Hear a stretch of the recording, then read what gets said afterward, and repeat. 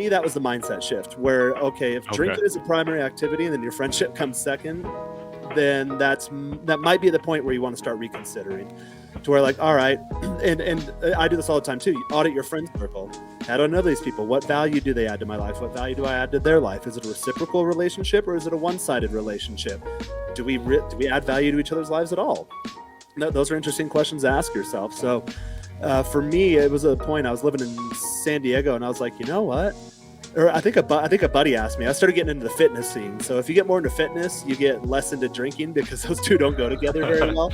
So like instead of going out and getting plastered, you're up early in the morning watching the sunrise, hiking a mountain. That's way more fun than getting drunk. So when you start, so I started tiptoeing into that scene, and I think one of my like new fitness friends, they're like, hey, and these other guys, like, are they even your friends? Like, what have you guys done other than drink since you've known them? Like, nothing. What value do they add to their life? Like, would they help you move if you called them? You're like, hey, I'm in a bind financially. Would they pony up the money? It probably depends on the circumstances, but are these people your friends? And that was a question. I had to sit with myself for. I was like, no, I don't really have any friends. These are all drinking acquaintances. And so if you find yourself, and again, these are questions I ask myself, they might not resonate with you, but if you need a starting point, start asking yourself those questions. Like, hey, if we weren't drinking, what would we be doing right now?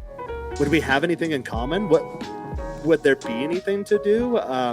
But if drinking is always a primary activity, and then you're like, hey, my friendship is just kind of a byproduct of me drinking, like, is it really even a friendship? What am I getting out of it? Or, what is this person getting out of me? Then I think that's a good starting point in terms of identifying that you might be getting a little too far into it. Another one for me too is not drinking alone.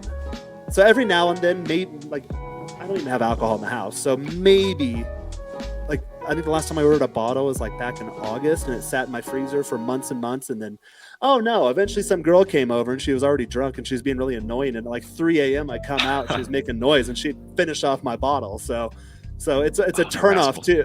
Like, yeah, dating problems, it's a turn off if you're an alcoholic, because for me, this chick, I'm like, hey, you gotta go. Like, you can drink all you want, but let me sleep. Don't be waking me up at 3 a.m. I've got shit to do in the morning. So if you find yourself drinking like that alone, again, for her, drinking was the primary activity. Me just being here, although she was at my place, was secondary. So look for those things in yourself or potentially in others. But for me, I knew another rule I made was no drinking alone. Like maybe a single drink, or if I'm experimenting with cocktails. But if I drink, it's still not a lot because it makes me feel physically ill, and I'll do it in company of other people.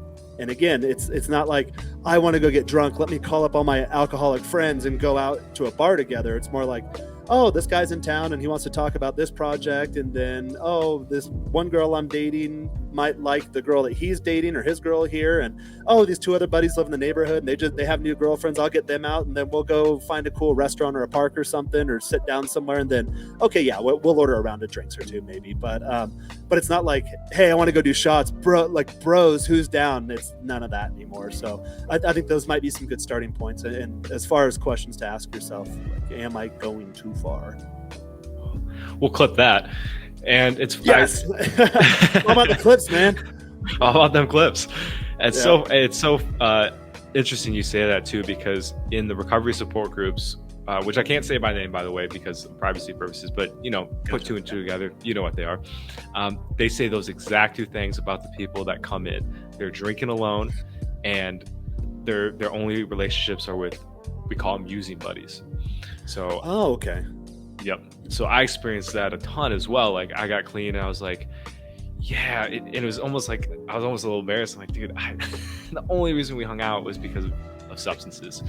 Like, and see, when you said that too, I instantly thought, like, oh man, would Jaren and I even be hanging out if we weren't doing YouTube?